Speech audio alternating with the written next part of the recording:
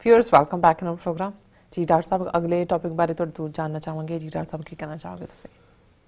देखो अज का दिन जो असी 11 मई की गल करते हैं जी तो पूरे 20 साल हो गए ने। 20 साल पहला 11 मई 1998 नूं भारत ने अपने आप नूं पोखरान 2 ऑपरेशन दे नाल न्यूक्लीयर पावर डिकलेयर किया सी। साडे पंजाब दे पछवाड़े पोखरान राजस्थान च ਜਦੋਂ कि पहला टेस्ट इंदिरा गांधी ने 1974 च कीता है और उसका नाम स्माइलिंग बुद्धा रखिया सी कोड दा, बिल्कुल मुस्कुरा रहा बुद्धा।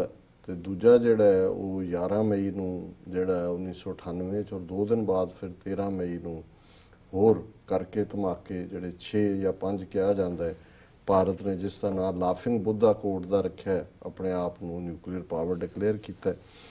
और उस तो ठीक 17 दिन बाद पाकिस्तान ने छगाई बलोचिस्तान दे विच जिहड़े ने 6 न्यूक्लीयर धमाके करके भारत दे इस न्यूक्लीयर पावर दे नाल अपने आप नूं भी न्यूक्लीयर पावर डिकलेयर किया। और ज़ाहिर है कि भारत ने अटल बिहारी वाजपेयी की सरकार सी उदों ये समझिया सी शायद कि पाकिस्तान का न्यूक्लीयर प्रोग्राम ब्लफ है जी।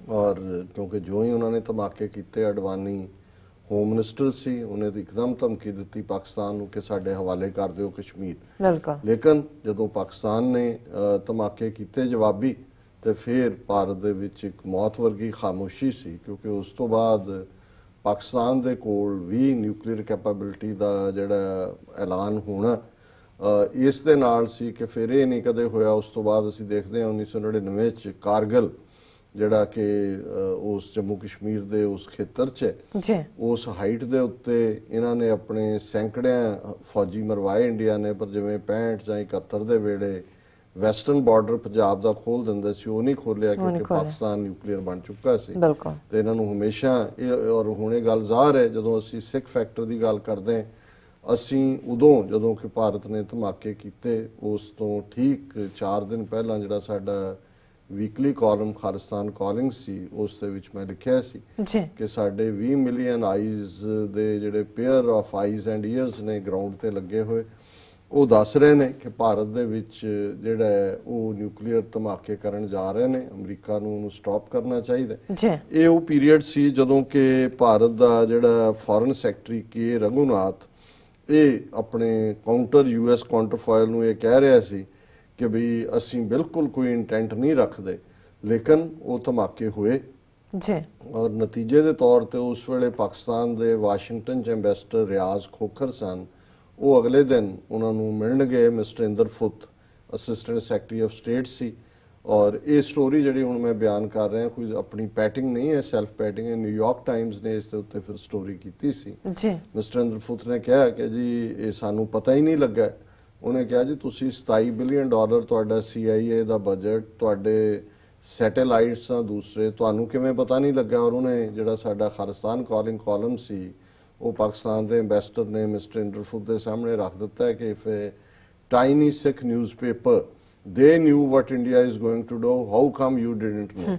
और ये न्यूयॉर्क टाइम्स की स्टोरी सी कि भी जिहड़ा इंदरफुत है वो पौचक्का हो गया, यानी बिल्कुल वो साइलेंस चला गया। तो उहदे नाल उस जमाने सानू काफ़ी पब्लिसिटी भी मिली, बहुत मीडिया चर्चा हुई और बहुत सारियां कॉलां और मुलाकातां भी हुई। सो असी क्योंकि ये बहुत वारे हुंदा है कि भी ये नहीं है कि भी कोई साडे उत्थे कोई मशीनां लगियां सी भी सानू पता।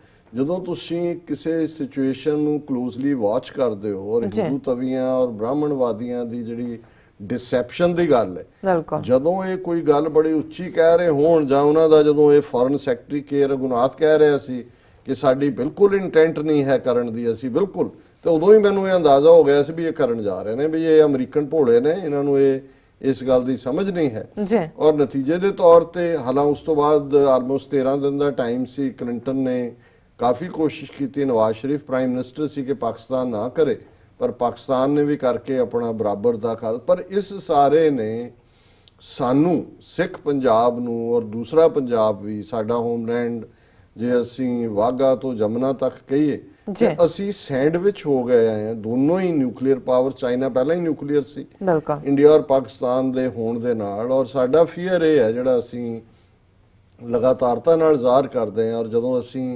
ਇੰਡੀਆ ਪਾਕਿਸਤਾਨ ਨੂੰ ਸੈਪਰੇਟ ਕਰਨ ਦੀ ਗੱਲ ਕਰਦੇ ਆ ਕਿ ਵੀ ਇੱਕ ਬਫਰ ਸਟੇਟ ਖਾਲਿਸਤਾਨ ਦੋਨਾਂ ਦੇ ਵਿਚਾਲੇ ਜ਼ਰੂਰੀ ਹੈ। ਉਹਦਾ ਲੌਜਿਕ ਵੀ ਇਹ ਹੈ ਵੀ ਕੋਈ ਵੀ ਜਿਹੜੀ ਭਵਿੱਖ ਦੀ ਲੜਾਈ ਹੈ ਇੰਡੀਆ ਪਾਕਿਸਤਾਨ ਦੀ, ਉਹ ਰਵਾਇਤੀ ਹਥਿਆਰਾਂ ਤੱਕ ਨਹੀਂ ਰਹੇਗੀ, ਉਹ ਨਿਊਕਲੀਅਰ ਹੋਏਗੀ ਔਰ ਉਹਦੇ 'ਚ ਸਾਡੀ ਸਿਵਲਾਈਜੇਸ਼ਨ, ਸਾਡੇ ਲੋਕ ਵਾਈਪ ਆਊਟ ਹੋ ਜਾਣਗੇ।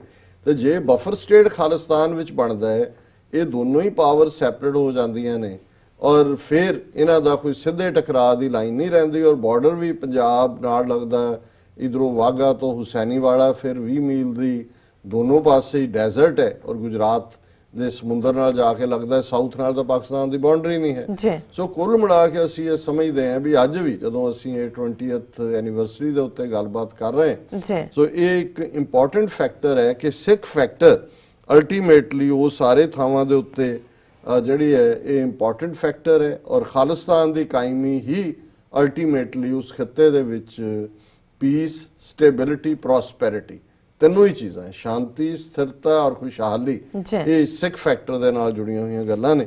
ਔਰ ਇਸੇ ਹੀ ਵਿਸ਼ੇ ਦੇ ਉੱਤੇ ਜਦੋਂ ਅਸੀਂ ਗੱਲ ਕਰਦੇ ਹਾਂ ਕਿ ਭਾਰਤ ਨੇ ਜਿੱਥੇ ਆਪਣਾ ਡੀਂਗ ਮਾਰ ਐਟੀਚਿਊਡ ਮੋਦੀ ਨੇ ਰੱਖਿਆ, ਗਵਾਂਢੀਆਂ ਦੇ ਨਾਲ ਦੁਸ਼ਮਣੀ, ਪਾਕਿਸਤਾਨ ਨਾਲ ਤਾਂ 1000 ਸਾਲ ਦੀ ਸਾਈਕੋ ਹਿਸਟਰੀ ਕੱਢਦੇ ਨੇ, ਪਰ ਜਿਵੇਂ ਸ੍ਰੀਲੰਕਾ ਹੱਥੋਂ ਗਵਾਇਆ, ਬੰਗਲਾਦੇਸ਼ ਗਵਾਇਆ, ਨੇਪਾਲ ਗਵਾਇਆ ਔਰ ਹੁਣ ਨੇਪਾਲ ਪਹੁੰਚਿਆ ਹੋਇਆ 2 ਦਿਨ ਦੇ ਦੌਰੇ ਤੇ, ਉੱਥੇ ਕੋਈ ਹੋਰ ਤਾਂ ਹੈ ਨਹੀਂ। ਉੱਥੇ ਹੁਣ ਉਹ ਕਹਿ ਰਿਹਾ neighbourhood first is Modi pitch in Nepal, Ramcharitmanas ਚੋਂ ਕੋਟ ਕਰ ਰਿਹਾ ਹੈ ਤੁਲਸੀਦਾਸ ਨੂੰ ਕਿ ਜੀ ਗਵਾਂਢੀ ਸਭ ਤੋਂ ਅਹਿਮ ਹੁੰਦਾ ਹੈ। ਜਦੋਂ ਇਹ ਪਹਿਲਾਂ ਨਹੀਂ ਸੀ ਨਜ਼ਰ ਆਉਂਦਾ, ਜਦੋਂ ਨੇਪਾਲ ਦਾ ਤੁਸੀਂ ਇਕਨੋਮਿਕਲ ਬਲੌਕੇਡ ਕੀਤਾ, ਜਦੋਂ ਮੇਧਾਵੀ ਲੋਕਾਂ ਨੂੰ ਖੜੇ ਕੀਤਾ, ਨੇਪਾਲ ਦੇ ਕਨਸਟੀਟਿਊਸ਼ਨ ਨੂੰ ਬਣਨ ਦੇ ਵਿੱਚ ਰੁਕਾਵਟਾਂ ਖੜੀਆਂ ਕੀਤੀਆਂ, ਇਹਨਾਂ ਦੀ ਤਾਂ ਕੋਸ਼ਿਸ਼ ਆਪਣੇ ਰਾਜ ਏਜੰਟਾਂ ਨਾਲ ਹੀ ਉਹਨੂੰ ਸਿਵਲ ਵਾਰ ਵੱਲ ਧੱਕਣ ਦਾ ਸੀ। ਉਹ ਬਚ ਗਏ ਕਿਉਂਕਿ ਉਹਨਾਂ ਨੂੰ ਗੇਮ ਸਮਝ ਆ ਗਈ ਔਰ ਇਸ ਸਭ ਦਾ ਨਤੀਜਾ ਹੁਣ ਉੱਥੇ ਇਹਨੂੰ ਹੋਰ ਕੋਈ ਨਹੀਂ ਲੱਗਦਾ, ਇੱਧਰ ਵੀ ਉਹਨੇ ਦੇਖਣਾ 2019 ਦੀਆਂ ਚੋਣਾਂ 'ਚ ਆਪਣਾ ਹਿੰਦੂਤਵਾ ਕਾਰਡ ਵੇਚਣਾ ਔਰ ਇਹਨਾਂ ਨੇ ਬਣਾਤਾ ਜੀ ਜਿਹੜਾ ਨੇਪਾਲ ਦਾ ਜਾਨਕੀਪੁਰ ਜਾਂ ਸ਼ਹਿਰ ਹੈ ਉਹ ਉੱਥੇ ਸੀ ਕਿਉਂਕਿ ਰਾਜਾ ਜਨਕ ਦੇ ਨਾਲ ਉਹਦਾ ਸੰਬੰਧ ਹੈ। ਜਨਕ ਦੀ ਪੁੱਤਰੀ ਸੀਤਾ ਜਿਹੜੀ ਹੈ ਉਹ ਤ੍ਰੇਤਾ ਯੁੱਗ ਦੇ ਵਿੱਚ, ਇਹ ਉੱਥੇ ਮੋਦੀ ਕਹਿ ਰਿਹਾ ਕਿ ਵੀ ਇਹ ਮੰਦਿਰ, ਹਾਲਾ ਮੰਦਿਰ 1908 ਕੇ 9 'ਚ ਬਣਾਇਆ ਕਿਸੇ ਰਾਣੀ ਨੇ, ਉੱਥੋਂ ਕਿਸੇ ਨੇ ਮੂਰਤੀ ਲਿਆ ਕੇ ਜਿਵੇਂ ਹੁਣ ਅਯੁੱਧਿਆ 'ਚ ਰੱਖ ਕੇ ਕਹਿਤਾ ਜੀ ਇਹ ਮੰਦਿਰ ਸੀ, ਇਹ ਹੋਇਆ ਜੀ ਸੋਨੇ ਦੀ ਮੂਰਤੀ ਮਿਲੀ ਜੀ ਮਾਤਾ ਸੀਤਾ ਦੀ, ਤੇ ਉਹਨੂੰ ਬਣਾ ਦਿੱਤਾ ਕਿ ਜੀ ਅਯੁੱਧਿਆ 'ਚ ਰਾਮਚੰਦਰ ਦਾ ਮਤਲਬ ਫਿਰ ਤਾਂ ਸੀਤਾ ਜਿਹੜੀ ਉਹ ਐਰੀਅਨ ਹੈ ਹੀ ਨਹੀਂ ਸੀ, ਤਾਂ ਗੁਰਖੀ ਸੀ। ਤੇ ਇਹਨਾਂ ਨੂੰ ਹੁਣ ਕਹੋ ਕਦੇ ਗੁਰਖੀਆਂ ਪ੍ਰਤੀ ਜਾਂ ਨੇਪਾਲੀਆਂ ਪ੍ਰਤੀ ਇਹਨਾਂ ਦਾ ਐਟੀਟਿਊਡ ਕੀ ਹੈ।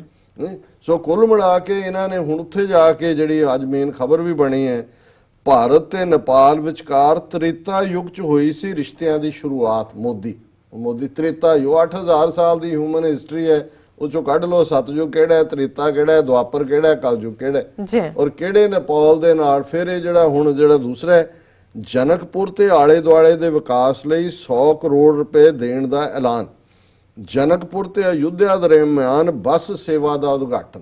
ਉਹਨੇ ਕਿਹਾ ਜੀ ਹੁਣ ਇੱਥੋਂ ਨੇਪਾਲ 100 ਕਰੋੜ ਦਿੱਤਾ ਕਿ ਇੱਥੋਂ ਜਨਕਪੁਰ ਤੋਂ ਬੱਸ ਚੱਲੇਗੀ ਸਿੱਧੀ ਅਯੁੱਧਿਆ।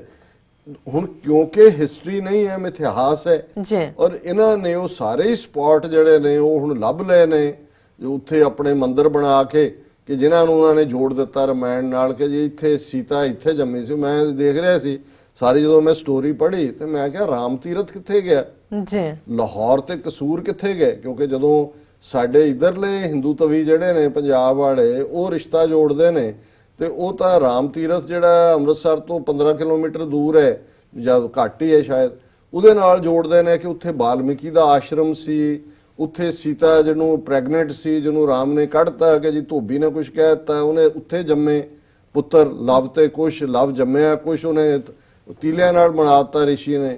ਫਿਰ ਹੋਇਆ ਕਿ ਲਵ ਨੇ ਲਾਹੌਰ ਸ਼ਹਿਰ ਵਸਾਇਆ, ਉਹਦੇ ਤੋਂ ਹੈ ਜੀ ਲਾਹੌਰ ਲਵ ਤੋਂ ਹੈ, ਕੁਛ ਨੇ ਕਸੂਰ ਵਸਾਇਆ।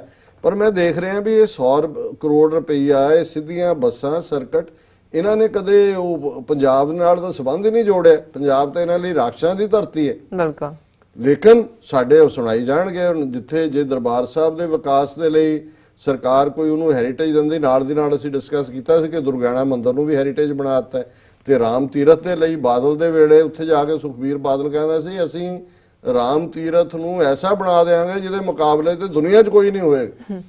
ਸੋ ਲੇਕਿਨ ਇਹ ਮੋਦੀ ਦੇ ਇਹ ਸਾਰੇ ਦੇ ਵਿੱਚ ਤਾਂ ਇਹਨਾਂ ਹਿੰਦੂ ਤਵੀਆਂ ਦੇ ਨਾ ਤੁਹਾਡੇ ਰਾਮ ਜੀ ਆਉਂਦੇ ਨੇ, ਨਾ ਲਵ ਆਉਂਦਾ, ਨਾ ਕੁਛ ਆਉਂਦਾ, ਨਾ ਪੰਜਾਬ ਤੁਹਾਡੇ ਸਰਕਟ 'ਚ ਆਉਂਦਾ। ਸੋ ਉਹਦੇ 'ਚ ਜ਼ਾਹਰ ਹੈ ਕਿ ਵੀ ਜਨਕਪੁਰ ਤੇ ਆਲੇ ਦੁਆਲੇ ਦੇ ਲਈ 100 ਕਰੋੜ ਰੁਪਈਆ ਦੇਣ ਦਾ ਐਲਾਨ ਕੀਤਾ ਔਰ ਉਹਨੇ ਮੋਦੀ ਨੇ ਜੈ ਸ਼੍ਰੀ ਰਾਮ ਦੇ ਨਾਲ ਸ਼ੁਰੂ ਕੀਤਾ। ਨੇਪਾਲੀ ਸਿਆਣੇ ਹੋ ਗਏ ਨੇ, ਉਹਨਾਂ ਨੂੰ ਹੁਣ ਸਮਝ ਆਓ ਮਿਸਟਰ ਆਇਲੀ ਹੈ, ਉਹ ਵੀ ਸਿੱਧਾ ਹੁਣ ਜਹਾਜ਼ ਫੜਦਾ ਤੇ ਬੀਜਿੰਗ ਪਹੁੰਚ ਜਾਂਦਾ ਚੀਨ। ਉਹਨਾਂ ਨੂੰ ਵੀ ਪਤਾ ਹੈ ਵੀ ਇਹ ਤੁਹਾਡੇ ਸੀਤਾ ਸਾਡੀ ਤੇ ਰਾਮ ਤੁਹਾਡਾ ਹੈ, ਹੁਣ ਗੱਲ ਚੱਲਣੀ ਨਹੀਂ।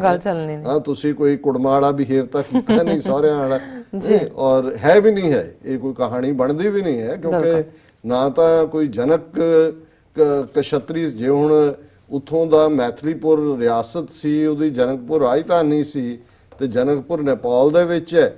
ਸੋ ਜ਼ਾਹਰ ਹੈ ਕਿ ਵੀ ਉਹ ਮੰਗੋਲ ਰੇਸ ਹੋਏਗਾ, ਨਿੱਕੀਆਂ ਨਿੱਕੀਆਂ ਅੱਖਾਂ ਵਾਲੇ, ਉਹ ਤਾਂ ਫਿਰ ਰਾਮਚੰਦਰ ਕਸ਼ਤਰੀ ਦਾ ਤਾਂ ਉਹ ਵਾਰ ਉਹਨੇ ਲੈਣਾ ਹੀ ਨਹੀਂ ਸੀ ਉਹਨਾਂ ਨੇ। ਸੋ ਕੁੱਲ ਮਿਲਾ ਕੇ ਇਹ ਹੁਣ ਮਿਥਿਹਾਸ ਦੇ ਨਾਲ ਜਿਹੜਾ ਜੋ ਇਹਨਾਂ ਦੇ ਹੱਥੋਂ ਨਿਕਲਿਆ ਉਹਨੂੰ ਵਾਪਸ ਮੋੜਨ ਦੀ ਕੋਸ਼ਿਸ਼ ਕਰ ਰਹੇ ਨੇ, but this is total story is funny. ਬਿਲਕੁਲ, ਨੋ ਡਾਊਟ। ਇੱਥੇ ਲੈਣੇ ਬ੍ਰੇਕ ਤੋਂ ਪਹਿਲਾਂ ਅਸੀਂ ਆਪਣੇ ਦਰਸ਼ਕਾਂ ਤੇ ਸਰੋਤਿਆਂ ਫਿਰ ਦੁਬਾਰਾ ਅਪੀਲ ਤੇ ਬੇਨਤੀ ਕਰ ਦਈਏ। ਵਿਊਅਰਸ, ਜਿਸ ਤਰ੍ਹਾਂ ਕਿ ਤੁਸੀਂ ਜਾਣਦੇ ਹੋ ਕਿ TV 84 ਇੱਕ ਪੰਥਕ ਚੈਨਲ ਹੈ। TV 84 ਸਿੱਖਾਂ, ਕਸ਼ਮੀਰੀਆਂ ਤੇ ਭਾਰਤੀਆਂ ਨੌਰਥ ਈਸਟ ਸਟੇਟਾਂ ਦੇ ਲੋਕਾਂ ਦੇ ਸਵੈਰਨਿਰਣੇ ਦੇ ਹੱਕਾਂ ਦਾ ਹਾਮੀ ਹੈ। ਅਸੀਂ ਚਾਹਾਂਗੇ ਕਿ ਤੁਸੀਂ TV 84 ਦੀ ਚੜ੍ਹਦੀ ਕਲਾ ਲਈ ਵੱਧ ਤੋਂ ਵੱਧ ਡੋਨੇਟ ਕਰੋ। ਡੋਨੇਟ ਕਰਨ ਲਈ ਸਾਡੀ ਵੈਬਸਾਈਟ tv84.tv ਤੇ ਜਾ ਕੇ ਪੇਪਲ ਦੀ ਵਰਤੋਂ ਕਰਕੇ ਵਨ ਟਾਈਮ ਡੋਨੇਟ ਕਰ ਸਕਦੇ ਹੋ, ਮੰਥਲੀ ਡੋਨੇਟ ਵੀ ਕਰ ਸਕਦੇ ਹੋ। ਤੁਸੀਂ TV 84 ਦੇ ਨਾਮ ਤੇ ਚੈੱਕ ਵੀ ਬਣਾ ਸਕਦੇ ਹੋ ਤੇ ਸਾਨੂੰ ਮੇਲ ਵੀ ਕਰ ਸਕਦੇ ਹੋ ਸਾਡੇ ਇਸ ਪਤੇ ਤੇ 36-01 37th Avenue, Long Island City, New York 11101 USA, ਜਾਂ ਫਿਰ ਤੁਸੀਂ ਸਾਨੂੰ ਫੋਨ ਰਾਹੀਂ ਵੀ ਸੰਪਰਕ ਕਰ ਸਕਦੇ ਹੋ ਸਾਡੇ ਫੋਨ ਨੰਬਰ ਤੇ 5164060694। Thank you so much viewers. ਤੁਸੀਂ ਕਿਸੇ ਨਹੀਂ ਜਾਣਾ, ਮਿਲਦੇ ਹਾਂ ਛੋਟੇ ਜਿਹੇ ਬ੍ਰੇਕ ਤੋਂ ਬਾਅਦ।